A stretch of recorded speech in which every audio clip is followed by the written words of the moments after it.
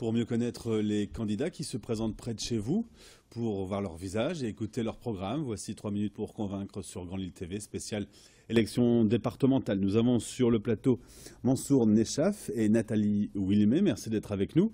Vous êtes tous les deux représentants du collectif citoyen Front de résistance populaire de gauche.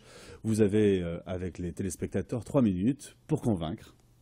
Bonjour. Bonjour.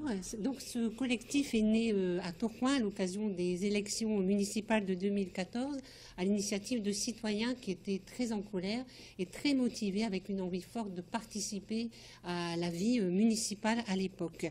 Alors, un collectif de citoyens, c'est quoi? C'est des gens qui avaient parfois une expérience politique, très souvent une expérience syndicale, une expérience associative et surtout beaucoup de gens qui n'avaient jamais fait l'expérience de participer à la vie citoyenne et parfois même de voter, ce que nous racontera Mansour dans un instant. Alors on a eu un succès pas mal, on a quand même fait 4%, 1107 voix à peu près à ces élections. Ça nous a fait vivre une expérience de diversité et de rencontres qu'on a vraiment envie de prolonger et de ne pas arrêter. Bonjour, Nechaf Mansour, voilà, 37 ans, tourquenois, 33 ans depuis à Tourcoing. Abstentionniste pur et dur, hein. Je n'avais jamais voté avant de rencontrer le collectif, hein, parce que j'étais pas je ne me sentais pas représenté par les partis en place. Donc dans ce collectif, on m'a permis justement d'exprimer mes idées, on m'a accepté avec ma diversité, avec mes défauts et mes qualités.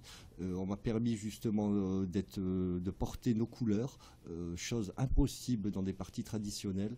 Donc dans ce collectif, je sens vraiment ma place. Alors notre programme, en fait, il s'appuie beaucoup sur le quotidien, ce qu'on vit en proximité avec tous les gens, à la fois par nos métiers, à la fois par les lieux de vie où nous sommes.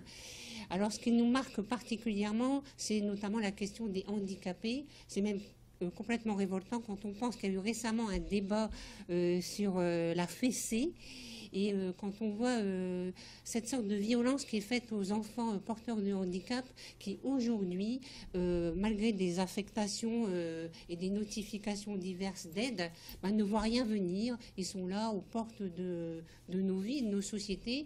Et voilà, c'est extrêmement violent de voir ça. Et je pense que là, avec la MDPH et sur des élections comme celle-là, il y a des choses à dire et à faire. Je pense aussi à tous ces travailleurs reconnus parfois handicapés et qui ont en plus, on va dire ça, la malchance d'être sur des métiers précaires comme des contrats aidés.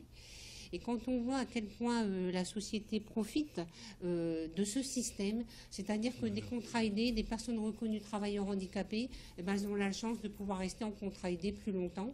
Est-ce vraiment une chance ?